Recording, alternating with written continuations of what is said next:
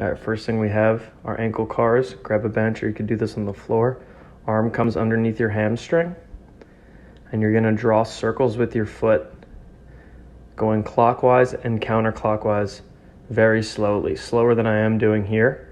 But the goal is to just move your foot in every single possible direction that it can go, so you're getting to the end ranges for each direction your foot can move.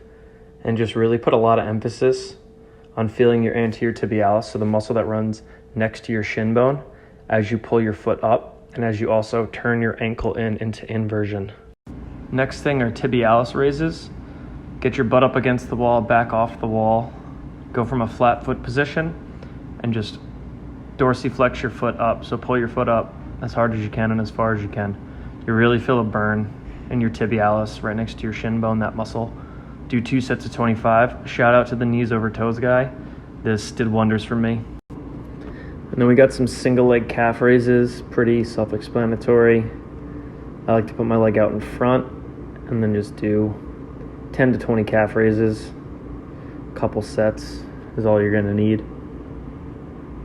And then we're just gonna drive our knees over our toe. You can do this on the ground. I like to do it on a bench because you can really get a lot of leverage and pull yourself down for a little bit more weight. But yeah, just drive the knee over the toe, hold it, 20, 30 seconds. And then you could sort of push your knee in and out over the second toe, pushing over to the fourth toe. Do some rock back and forths. Just really get that knee driving over your toe till it starts to feel pretty comfortable and pretty loose. And when you do the rocking back and forth, feel free to push your knee more on the inside and then maybe a little bit more on the outside, just to kind of hit every direction. And the next thing is just a single leg deadlift with a pass through. So this is just focusing on ankle stability. There's a ton of different ways to build ankle stability.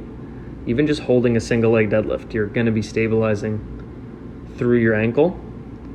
But obviously the weight moving back and forth adds quite a bit of difficulty, and it has more of a practical crossover to daily life because the way you have to stabilize is constantly changing as that weight moves back and forth. And then the next thing we're going to do is just split squats, driving our knee over our toe as far as possible. You want to try to maintain as flat of a foot as possible.